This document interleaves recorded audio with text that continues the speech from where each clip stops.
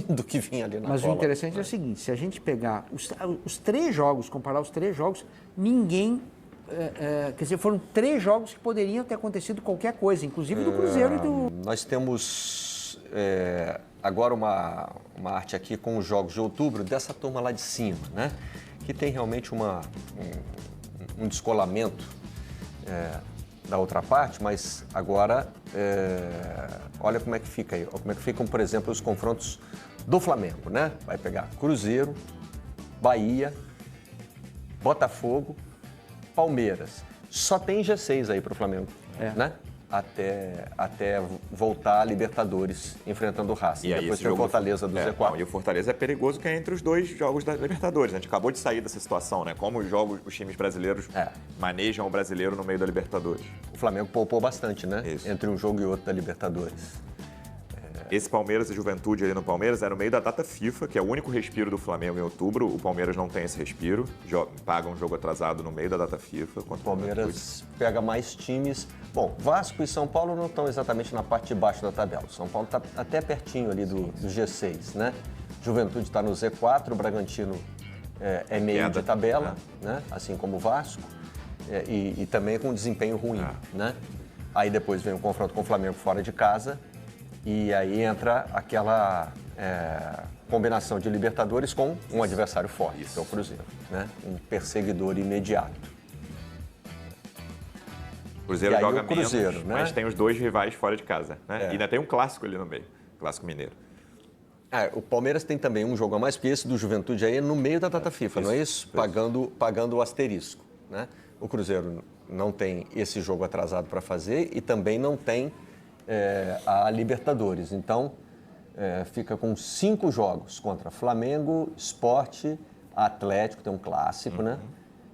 Fortaleza e Palmeiras. Na teoria, são 2 jogos rivais diretos. São 2 jogos bem acessíveis contra o Sport e Fortaleza em casa, na teoria. E aí depois o resto são os 2 melhores times do campeonato. Lanterna e vice-lanterna. Mas num mês, e o né, clássico. gente? Num mês.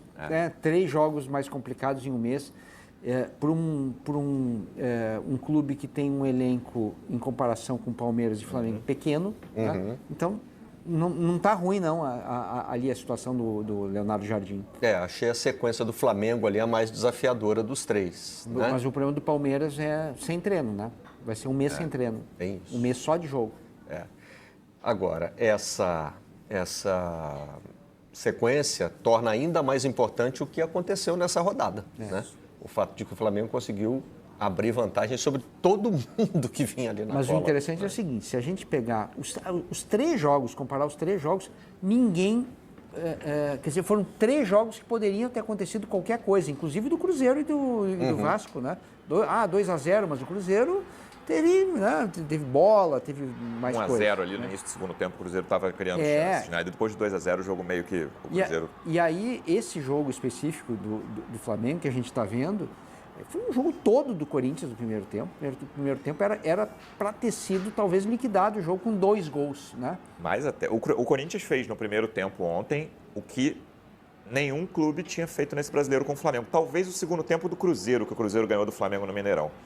Fora esse segundo tempo do Cruzeiro, o time que jogou melhor contra o Flamengo nesse brasileiro inteiro, desde o início, foi o primeiro tempo do Corinthians ontem. Só o Yuri Alberto teve 4 chances claras, tudo bem que 2 são no mesmo lance, né? A bola na trave e o pênalti em consequência dele. Depois ele teve mais 2 chances muito claras e o Corinthians absoluto. O Flamengo respira ali nos últimos 5 minutos do primeiro tempo.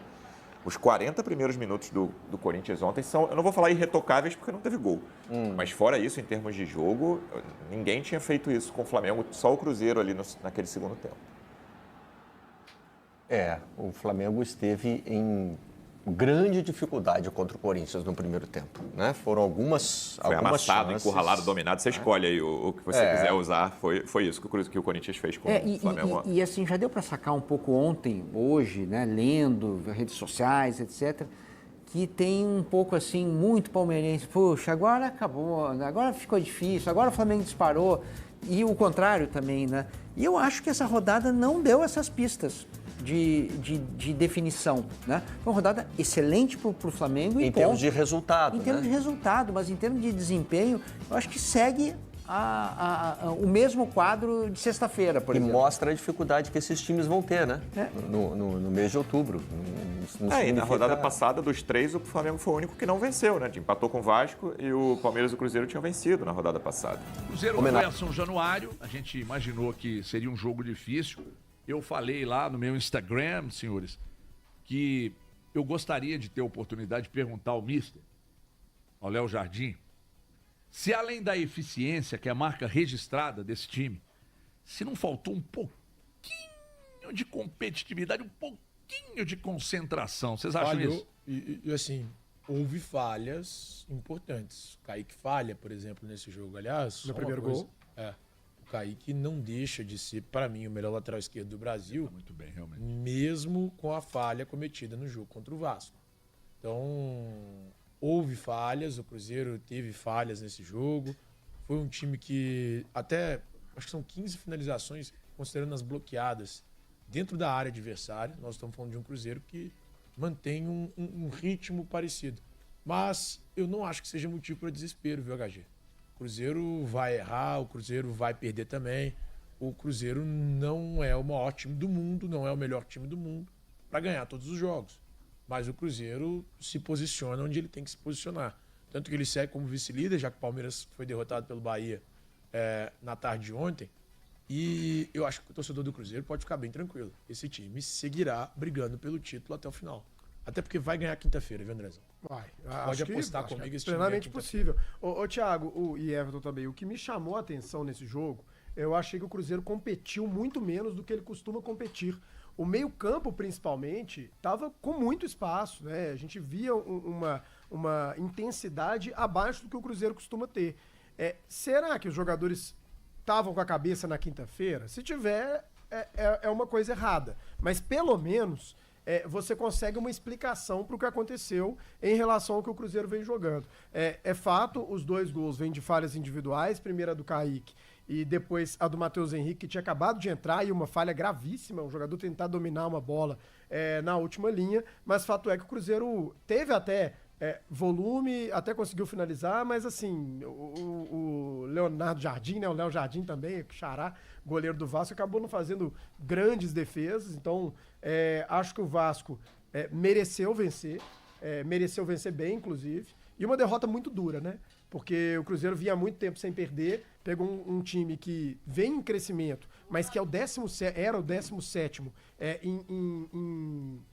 em atuação, em desempenho dentro de casa. Então não era um mandante forte. E o Cruzeiro, então, acabou sendo muito inferior ao Vasco, na minha opinião. Então, a derrota é preocupante. Sim. Mas acho que pode ter essa questão. Os jogadores pensando na quinta, e quinta-feira pode ser a resposta. De repente, fazer um grande jogo e vencer o Flamengo. Sobre o Vasco vem de um retorno muito bom, né? O retorno do Vasco é muito bom. Então, quando a gente pega esses números para falar assim, vamos falar só do retorno. Quando a gente pega para falar do retorno, é para mostrar que o time vem numa crescente ou numa queda. A gente pega assim, o retorno do fulano é muito ruim, como é o retorno do Atlético, que é um retorno agora de recuperação, porque o Atlético vinha muito mal. Mas quando a gente pega o retorno do Vasco, é um retorno muito bom. E você falou uma coisa, André, que chamou minha atenção, que é a questão da cabeça no próximo jogo. A cabeça no jogo seguinte. O Vasco é o quinto colocado, com 2 pontos a menos que o próprio Cruzeiro, que é o quarto colocado. Então, assim, é um retorno muito bom da equipe do Vasco. Sobre a cabeça dos jogadores no jogo de quinta, tem coisa que acontece até de forma involuntária. Não é aquele negócio que você pega e fala assim, eles estão falando que os jogadores estavam com a cabeça. Cara, eu não acredito que isso tenha acontecido de uma forma natural. Mas sim, foi involuntário. Alguns jogadores podem sim ter diminuído o ritmo, pensando assim, eu posso fazer algo que me tire... O Cruzeiro tinha 9 no total, né? 9 pendurados. Né? No total, contando o técnico, são 9 pendurados. E acabou não sofrendo nenhum desfalque, né? Nenhum desfalque. O Cruzeiro tem 0 desfalque para o jogo contra o Flamengo. Mas o que me chama a atenção, e os jogadores sabem disso, o jogo tem o mesmo peso em questão de pontuação. A pontuação é a mesma. Os 3 pontos que o Cruzeiro tivesse conquistado nesse jogo é um aumento na pressão para o jogo de quinta, para o Flamengo, que é o Flamengo que é o perseguido. O Cruzeiro, se o Cruzeiro conseguisse essa vitória contra o Vasco, ele dava uma pressionada no próprio Flamengo. O Flamengo fala assim, caramba, os caras estão aqui do lado, estão cheirando o nosso cangote. Né? Qualquer vacilo nosso nesse jogo de quinta, eles vão passar a gente. Então, eu acho que foi um jogo muito ruim do Cruzeiro, um jogo diferente daquele Cruzeiro que a gente normalmente via. Peças importantes, principalmente no primeiro tempo, o Christian, o Wanderson, que não foram bem. Então, isso mostra que também precisamos olhar o adversário. O adversário também se preparou muito bem para pegar e anular, mesmo que seja minimamente, as peças do Cruzeiro. Eu vi muitos torcedores do Cruzeiro falando que o Cruzeiro entrou em campo preocupado mais com o Flamengo que propriamente com o Vasco. Eu acho que não teve muito disso, não. E o fato de ninguém ter tomado o cartão é outra coisa que muitos torcedores... Aí, tá vendo? Tanto que ninguém tomou cartão. O time... Eu achei que o Cruzeiro foi um pouco menos intenso, achei que o Cruzeiro competiu um pouco menos, mas o nível de concentração não estava como em outros jogos, porque tudo isso era marca muito registrada do Cruzeiro. E convenhamos, né? A questão da eficiência, até o Léo Jardim falou disso na coletiva, o Vasco foi mais. Mas o Vasco deu muito espaço para o Cruzeiro. Muito espaço. O Cruzeiro não aproveitou. Agora, o grande problema é você perder para o Vasco e na sequência tem um Flamengo no Maracanã.